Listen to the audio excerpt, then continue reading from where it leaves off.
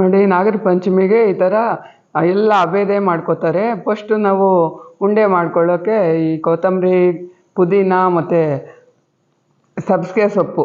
ನಾನು ಯಾವತ್ತೂ ಸಬ್ಬಸಿಗೆ ಸೊಪ್ಪು ಹಾಕಲ್ಲ ಈ ಉಂಡೆಗೆ.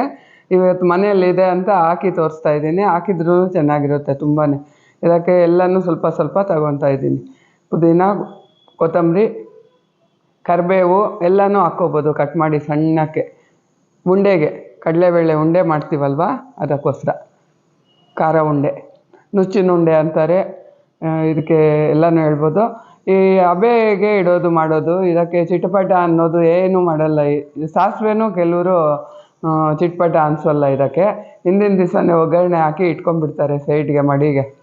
ಇದಕ್ಕೆ ನೋಡಿ, ನಾನು 1-2 ಹಿಡಿ ಅಷ್ಟು ಕಡಲೆಬೇಳೆ, 1 ಹಿಡಿ ಅಷ್ಟು ಹೆಸರುಬೇಳೆ ಹಾಕಿ ನೆನೆಸಿ, ಮೆಣಸಿನ್ಕಾಯಿ, ಶುಂಠಿ ಹಾಕಿ ತರ್ತರಿಯಾಗಿ ರುಬ್ಕೊಂಡು ಬಂದಿದ್ದೀನಿ. ಉಪ್ಪು ಕೂಡ ಹಾಕಿದ್ದೀನಿ. ಇದಕ್ಕೆ ಇವಾಗ ನಾವು ಕಟ್ ಮಾಡಿರೋ ಸಬ್ಬಸಿಗೆ ಸೊಪ್ಪು, ಕೊತ್ತಂಬರಿ, ಪುದೀನ, ಕರಿಬೇವು ಎಲ್ಲ ಹಾಕ್ಬಿಟ್ಟು, ಅರಿಶಿನ ಸ್ವಲ್ಪ, 1-2 ಸ್ಪೂನಷ್ಟು ಹಸಿ ಕಾಯಿ ತುರಿ ಹಾಕ್ಬಿಟ್ಟು ಎಲ್ಲ ಮಿಕ್ಸ್ ಮಾಡ್ಕೋಬೇಕಿದು. ಮಿಕ್ಸ್ ಮಾಡಿಕೊಂಡು ಇವು ನಮ್ಗೆ ಯಾವ ಸೈಜ್ ಬೇಕೋ ಉಂಡೆ ಕಟ್ಕೋಬೇಕು.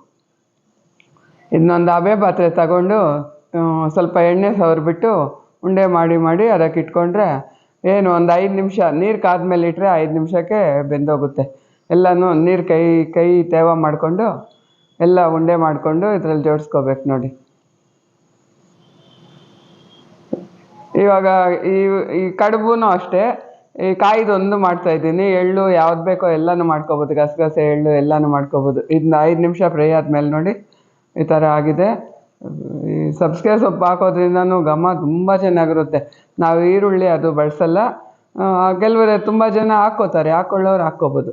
ಇದಕ್ಕೂ ನೋಡಿ, ಕಡುಬಿಗೆ 1 ಲೋಟ ನೀರು ಹಾಕಿದ್ದೀನಿ. ಸ್ವಲ್ಪ ಉಪ್ಪು, ಸ್ವಲ್ಪ ಎಣ್ಣೆ, ಈ ಅನ್ನಪೂರ್ಣೇಶ್ವರಿ ಎಣ್ಣೆ ಹಾಕ್ತಾಯಿದ್ದೀನಿ.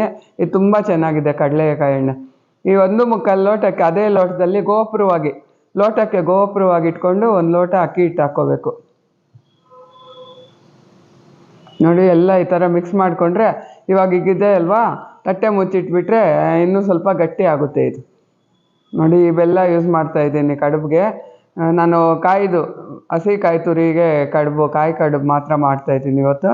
ಈ ಕಡುಬಿಗೆ 1 ಬೌಲಷ್ಟು ಹಸಿ ಕಾಯಿ ತುರಿ, 1/4 ಬೆಲ್ಲ ಹಾಕ್ತಾಯಿದ್ದೀನಿ. ಪುಡಿ ಬೆಲ್ಲ ನೋಡಿ, ರುಚಿ ಅಂತೂ ಸಖತ್ತಾಗಿದೆ. ನನಗಂತೂ ಇಷ್ಟ ಆಗಿದೆ. ಲಿಂಕ್ ಕೊಡ್ತೀನಿ, ಬೇಕಾದವ್ರು ತಗೊಳ್ಳಿ. ತುಂಬಾ ರುಚಿ ಇದೆ. ಒಂದು ಸರಿ ತರಿಸ್ಕೊಂಡು ನೋಡಿ, ಮತ್ತೆ ತರಿಸ್ಕೋತೀರ, ಅಷ್ಟು ಚೆನ್ನಾಗಿದೆ. ಲಿಂಕು ಕೊಡ್ತೀನಿ, ಬೇಕಾದವ್ರು ತರಿಸ್ಕೊಳ್ಳಿ.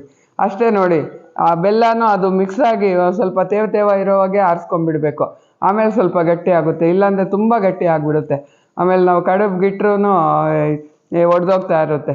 ಈ ಹಿಟ್ಟು ನೋಡಿ ಹೆಂಗಾಗಿದೆ, ಎಲ್ಲನೂ ಚೆನ್ನಾಗಿ ನಾದ್ಕೋಬೇಕು. ನಾದ್ಕೊಂಡು ಯಾವ ಸೈಜ್ ಕಡುಬು ಮಾಡ್ತೀವೋ ಆ ಥರ ರೌಂಡ್ ಮಾಡಿ ಇಟ್ಕೊಂಡ್ಬಿಡ್ಬೇಕು.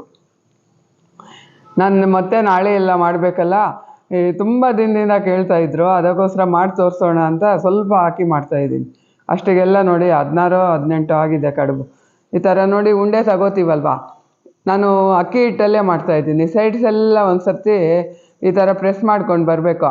ಮತ್ತು ಒಂದು ಕೈ ಬೆರಳು ಕೆಳಗಡೆ ಇಟ್ಟು ಸೈಡ್ಗೆ 2 ಬೆರಳು ಇಟ್ಕೊಂಡು ತಿರುಗಿಸ್ಕೊಂಡು ಬಂದರೆ ಬಟ್ಲಾಗ್ಬಿಡುತ್ತೆ. ಇವಾಗ ಈ ಮೋಲ್ಡ್ ಎಲ್ಲ ಬಂದಿದೆ ಅಲ್ವಾ, ಅದರಲ್ಲಿ ಮಾಡೋಕ್ಕಿಂತ ಈ ಕೈಯಲ್ಲಿ ಮಾಡೋದೇ ಚೆನ್ನಾಗಿರುತ್ತೆ ನೋಡಿ. ಆ ಥರ ಸೈಡು ಒಂದು ಸರ್ತಿ ಹಂಗೆ ಅಂದ್ಕೊಂಡು ಬರಬೇಕು. ಮತ್ತು ಮಧ್ಯಕ್ಕೆ ಈ ಗೋಪುರ ಬಂದಿರುತ್ತೆ ನೋಡಿ ಹಿಟ್ಟು, ಅಲ್ಲಿ ಒಂದು ನಮ್ಮದು ಬೆರಳು 2 ಹಾಕಿ ಹಿಂಗೆ ಅಂದ್ಕೊಂಡು ಬಂದರೆ ಬೌಲ್ ಆಗಿಬಿಡುತ್ತೆ. ಈಸಿಯಾಗಿ ಮಾಡ್ಕೊಂಬಿಡ್ಬೋದು. ಒಂದು ಸರಿ ನ್ಯಾಕ್ ಸಿಗಬೇಕಷ್ಟೇ ನೋಡಿ. ಈ ಥರ ಪ್ರೆಸ್ ಮಾಡ್ಕೊಳ್ಳೋದು. ಈ ಪ್ರೆಸ್ಸರು ಎಲ್ಲ ಎತ್ತಿ ಯೂಸ್ ಮಾಡಿ ಹಂಗೆ ಮಾಡೋ ಬದಲು ಕೈಯಲ್ಲಿ ಪಟ ಮಾಡ್ಕೊಂಬಿಡ್ಬೋದು ಬೇಗ. ನನಗಿದೇ ಈಸಿ ಅನಿಸುತ್ತೆ. ನೀವು ಹೀಗೇ ಟ್ರೈ ಮಾಡಿ, ಇದೇ ಈಸಿ ಅನಿಸುತ್ತೆ. ಅದರಲ್ಲಿ 1 ಮಾಡೋ ಬದಲು ಇದರಲ್ಲಿ 4 ಮಾಡಿಬಿಡ್ಬೋದು. ಈ ಮೋಲ್ಡಲ್ಲಿ ಉಜ್ಜಿ ಅದರೊಳಗಿಟ್ಟು ಮತ್ತೆ ತೆಗೆದು ಹಾಕಿ 4 ಮಾಡೋ ಬದಲು 1 ಮಾಡೋ ಬದಲು ಇದರಲ್ಲಿ 4 ಮಾಡ್ಕೊಂಬಿಡ್ಬೋದು. ಈಗ ನಾನು ತೋರಿಸ್ಲಿಕ್ಕೆ ಸ್ವಲ್ಪ ನಿಧಾನ ಆಗ್ತಾಯಿದೆ ಅಷ್ಟೇ. ಇವಾಗ ನೋಡಿ, ಮಿಕ್ಕಿರೋ ಹಿಟ್ಟಲ್ಲಿ ಆ ಥರ ಬಟ್ಲು ಮಾಡಿ ಇಟ್ಟಿದ್ದೀನಿ. ಅದನ್ನೂ ಹಾವಿಗೆ ಇಟ್ಕೊಂಡ್ರೆ ಅದ್ರ ಮೇಲೆ ಚಟ್ನಿ ಹಾಕ್ಕೊಂಡು ತಿಂದರೆ ಎಷ್ಟು ಚೆನ್ನಾಗಿರುತ್ತೆ ಗೊತ್ತಾ ನೋಡಿ. ಹಬೆ ಪಾತ್ರೆ ಇಟ್ಟು ಹಂಗೆ ಇಟ್ಬಿಡ್ತಾ ಇದ್ದೀನಿ. ನೀರು ಕಾಯ್ತಾ ಇದೆ. ನಾನೊಂದು 3 ನಿಮಿಷ, ಇನ್ನು ಜಾಸ್ತಿ ಇಟ್ಟರೆ ಸೀಳ್ಕೊಂಬಿಡುತ್ತೆ. ಮೇಲೊಂದು ತುಪ್ಪ ಸ್ವಲ್ಪ ಹಾಕ್ಬಿಟ್ಟು ಹಬೆಗೆ ಇಟ್ಕೋಬೇಕು. ರುಚಿ ಚೆನ್ನಾಗಿರುತ್ತೆ. ತುಪ್ಪ ಹಾಕಿರ್ತೀವಲ್ವ, ಆ ಸ್ವೀಟಿಗೆ ತುಪ್ಪ ಸಿಕ್ಕಿದ್ರೆ ಹೆಂಗಿರುತ್ತೆ ಹೇಳಿ. ಅದು ಕಾಯ್ದೊಂದೇ ಮಾಡ್ತಾಯಿದ್ದೀನಿ ನಾನು. ಹಬ್ಬಕ್ಕೆ ಗಸಗಸೆ ಮತ್ತು ಎಳ್ಳಿಂದು ಮಾಡ್ತೀನಿ, ಅಂದರೆ ನಾಳೆಗಲ್ಲ, ಗಣಪತಿ ಹಬ್ಬಕ್ಕೆ. ನೋಡಿ ಎಷ್ಟು ಚೆನ್ನಾಗಿ ಆಗ್ತವೆ. ಫಸ್ಟು ಒಂದೋ ಎರಡೋ ಸೊಟ್ಟೆ ಬಿಟ್ಟೆ ಬರುತ್ತೆ, ಪರವಾಗಿಲ್ಲ, ಆಮೇಲೆ ಆರಾಮಾಗಿ ಮಾಡ್ಕೋಬೋದು. ನಾನು ನೋಡಿ ಎಲ್ಲ ಬಡಿಸಿ ತೋರಿಸ್ತಾ ಇದ್ದೀನಿ. ಉಂಡೆಗಳು, ಅದು ಬಟ್ಲು ಕಡುಬು, ಚಟ್ನಿ, ಬಿಸಿ ಬಿಸಿ ಇಡ್ಲಿ, ಇಡ್ಲಿ ರವೆ ಹಾಕಿ ಮಾಡಿದ್ದೀನಿ, ಸಖತ್ ಸಾಫ್ಟಾಗಿ ಬಂದಿದೆ. ಮೊದಲು ನಾನು ರವೆದು ಮಾಡ್ತಾನೇ ಇರಲಿಲ್ಲ, ಇವಾಗ ಒಂದ್ಸರಿ ನೋಡಿದ ಮೇಲೆ ಇನ್ನೂ ತಿನ್ಬೇಕು ಅನಿಸುತ್ತೆ. ಅದಕ್ಕೆ ರವೆನೇ ಮಾಡ್ತೀನಿ. ಈ ಥರ ಮಾಡ್ಕೊಂಡು ನೋಡಿ.